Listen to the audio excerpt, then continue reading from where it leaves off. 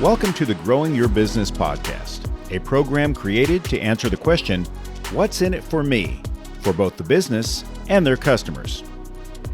Today's guest had this to say. The people that I'm working with want to be able to feel like they own the situation a little more. They want to be a little more in the driver's seat than maybe they were before.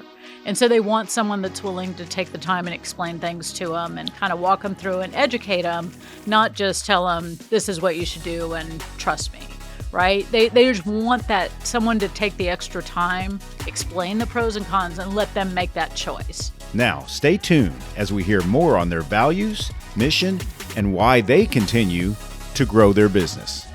Joining me today on Growing Your Business is Jen Grant with Perryman Financial Advisory. Jen, thank you for being here today. Absolutely. Happy to be here. See you. Yeah, wonderful. Let's jump in, and I want to know what services that you offer your customers at Perryman Financial Advisory. We are holistic wealth managers or financial planners. And everybody has kind of the same title, and we all do it completely different. So, I always tell people when they're thinking about hiring an advisor, like meet with several people because, you're going to have to work a little bit to find somebody who fits what you're looking for. Right. It is a people connection. It is a people connection. And it's also, do you just want to hand over a piece of your life, or do you want someone to help you plan your life? And so, that kind of will guide who is going to be the best advisor for you. Do you want someone hands-off who just does some investments and sends you a statement once a year? Do you want someone who plans with you and is involved in that and kind of holds your hands through the ups and downs? And so it's a real personal preference. And personal preference being, how did you get into this? I mean, I know it's not a short path to become a certified financial planner, right? Well, it's a long and windy path. Sure. And I'd say usually, most people's stories are, but I'm a career changer. So I was a CFO for a manufacturing company. And when the owners were ready to retire, their exit plan was to sell the business. So we went through a transaction. We sold to a publicly traded firm. I was part of the deal. So I had to stay on for a year, but I also knew I didn't really want to work for a big company. And so I knew in a year and a day, something was going to change. And so it was like, all right, you've got a year and a day to figure out what that new thing is. And so I really spent that year figuring out, do I want to be the CFO of another company? And when you do small business, you plan for the business, you plan for the family, like it's very holistic. And I was like, I really like all of it, but I like the people side of it better. So I like the planning, I like the finances, I like the people side. Yeah. And so if I'm going to start over, I really want to focus on just doing the part that I really, really like. I think that's part of, getting a little bit older is you're not like just following a set path. You're like, no, I will pick my path. And now I just need to spend a little bit of time and think about what I really want to do. So I spent that year and I went back to school. I went to SMU and got my CFP, and I was ready to go when the time came. So who's your ideal client? So my ideal client is preferably somebody who wants to plan. Somebody who wants Pretty someone. critical ingredient. Yeah, I mean, just like they want someone to be involved. They want to be part of the process. They want to really think about what do they need. And so a lot of times that tends to be people in transition. So, people that have lost a spouse and now they're like, okay, what's my new world look like? Women that have gone through a divorce and you've spent the last 20 or 25 years planning your future as a couple, and now you're like, oh, I will plan my future by myself. And what does that look like? And how does that feel? And a lot of times in both of those scenarios, the people that I'm working with want to be able to feel like they own the situation a little more. They want to be a little more in the driver's seat than maybe they were before. And so they want someone that's willing to take the time and explain things to them and kind of walk them through and educate them, not just tell them this is what you should do and trust me, right? They just want that someone to take the extra time kind of through the education piece and to walk them through the options, explain the pros and cons, and let them make that choice. Right. And so those type of people that really want to be involved and want to understand, but they want that outside advice, that's the sweet spot. Give me an example. Like, tell me a story, like someone that came to you with a situation and, how you got them to where they needed to be. Sure. So, think about, someone who's gone through a divorce and they've got kids, but the kids are mostly grown, as if kids are actually ever completely grown, Right. but you're still working, but now you're saving money. Am I saving enough? Is this enough for what I want to do? When you have two people saving, it's a different calculus. When it's just you, you're like, okay, I need to be confident that whatever I'm doing is going to set me up for what I want going forward. And so to say, okay, well, you're 51, you're 52, you have a good 10 years to plan. Like, there is plenty of time, even if you're behind, let's figure out what you need to do to catch up. And then track it along the way and have that accountability partner to make sure that you're doing it even when it's not fun, and someone to kind of explain things when the markets go crazy and you're like, is there anything normal in the world? Explain this to me, as much as any of us can. Sure. Right. But, and then to get to the point where you're like, okay, I'm looking back, it's 10 years ago, but now I'm ready to retire.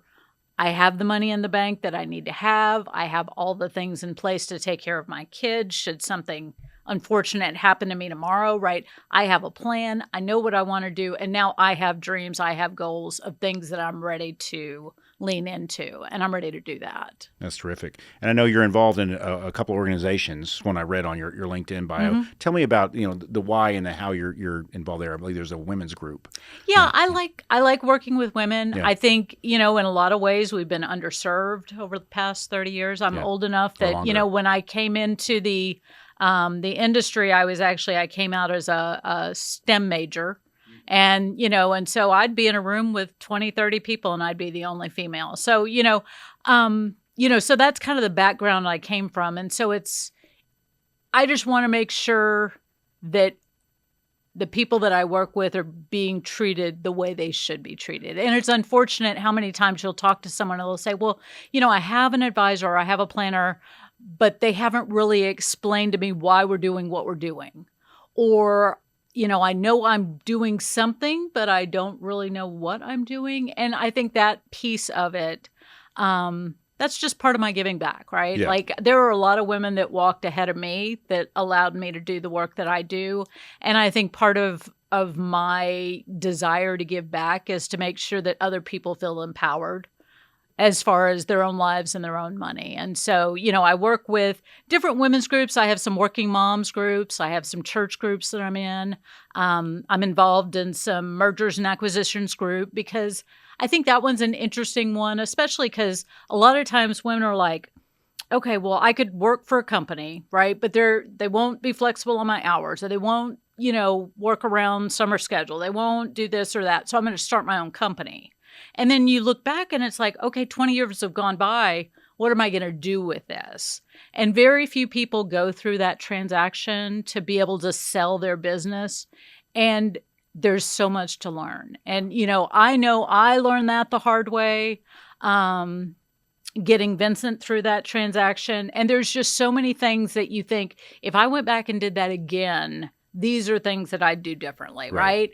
And so if I have that to share, that's where I really think I can add value. So if there's women business owners out there that are thinking, all my money's tied up in the business, and in 10 years and 15 years, I don't want to work forever. I'd like to have a little bit more fun. How are you going to monetize that? What's that going to look like? And you don't just want to wait until, there's some advisors out there that are like, well, if you don't have investable money, then, call me when you do. Yeah. And I'm like, well, away. Yeah, and they turn you away and you're like, okay, well, that's great. But in 15 years, I will have money and I'll have no plan. And I just think it makes so much more sense that if there's some way that we can work together and develop that plan along the way, and I can also help add value going through that transaction, that when someone's ready to sell their business, they're ready to retire, it's just smoother. Yeah. You've got a plan. You know what you need the business to be worth. It's not the same as saying, hey, I really hope this works out well. It's no, this is how much it's valued at. This is how much I need. This amount that I need will last me, through the rest of my life. And I don't need to worry that I'm going to be eating beans and rice and macaroni and cheese under a bridge somewhere, right? Stay with us. The Growing Your Business podcast will return right after this. Ready to amplify your brand's voice? At Blue Mike Studios, we transform your ideas into captivating podcasts and videos. Whether you're launching your own show or guest starring on ours, we've got you covered. From recording and editing to social media promotion. With state-of-the-art 4K video and crystal clear audio, your content will shine. We offer guest packages on our podcasts and offer segments from the show for you to share. Or let us help you build your own branded podcast with custom strategy, branding, and full production support. Visit BlueMikeStudios.com today and let your voice be heard. Please check our show notes for sponsorship links and additional details. Now, back to the Growing Your Business podcast with Buddy Broyles. I imagine everybody who approaches you is like, your own financial situation is very personal. It is. And so how do you tell people to prepare for, say, your first meeting with you? Say I found you through the website. We'll go over how to contact you in a minute. But what is the first meeting like, and what do I bring with me? I think that's a great question, because there's so many people that they'll give you a laundry list and you need to show up with your homework done. And that's not the first step. Yeah. The first step is do we enjoy visiting with each other? Do you find me trustworthy? Do you feel comfortable asking those questions? There is almost, this is one of the funniest things I've ever heard, is you can sit at a banquet table or a gala table or something and ask everybody at the table, would you rather be like buried or cremated? And people will talk to you about what their plan for death is.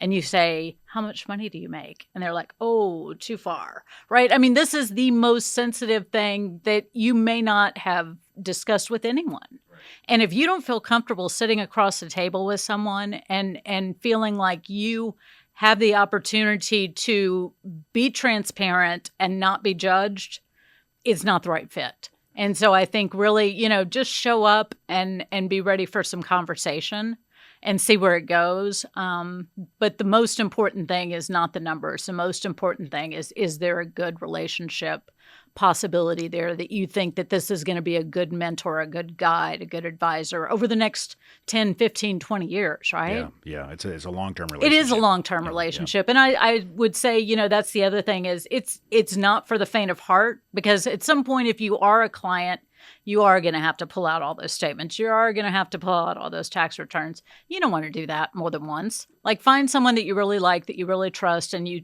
put the time into building a relationship.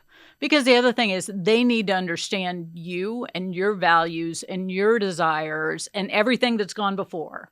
That way when, the market hits the skids or something, there's someone that says, I know you went through this in the 80s. I know you were investing, in 88 when that horrible market happened. What did you do? What did it look like? And to walk you through, I've had this experience before. You don't want someone that doesn't have any idea of your background or what if you were one of those .com people, early 2000s, it's hard to put money in a 401k when you've lost your 401k, right? A bit skittish. Yeah. And it's understandable. You still may need to do it, but you want someone that kind of understands all the things that have come before that make you the person and the investor that you are today. That makes sense. Yeah. Geographically, do you serve people in the DFW area, nationally, internationally? What's best for you? Who's your ideal clients? Imagine people that you can sit across the table and talk to. I like sitting across the table with people, but we all learned all the lessons in COVID, and we can Zoom or Teams or whatever with the best of them. So, it's nice when people are at least able to make that first one or two meetings in person, because I just think you can build a relationship a lot easier and faster face to face. But, at the end of the day, we can Zoom, we can Teams. And the other thing is, I work with clients locally, and then everybody has a life, right? You get transferred, you move, your kids move, you want to be near grandkids, or you take another job and they move. You don't want to have to find another advisor. And so, we have clients all over the country, but most of them are referrals, so they kind of build from the center and expand from there. That makes perfect sense. Yeah. What's the best way to contact you to get started? just pick up the phone and call. Okay. Our phone number's on the website. I'll leave my email address with you, and you can put it in the show notes. But I think, the biggest thing is if you're even just curious about what it looks like to work with someone, don't let that stop you. No pressure at all. Come in, talk to us, see if, feel like we can add value and that we can help you plan for the future. And then we go from there. Terrific. Well, Jen, I really appreciate you coming into the studio and just sharing all your knowledge and your passion for what you do for your clients. It's been well, great thank talking you for your time. I appreciate it. Thank you for joining us today on the Growing Your Business podcast. Please see the show notes for links to our sponsors, our social media, and to learn more about today's guest.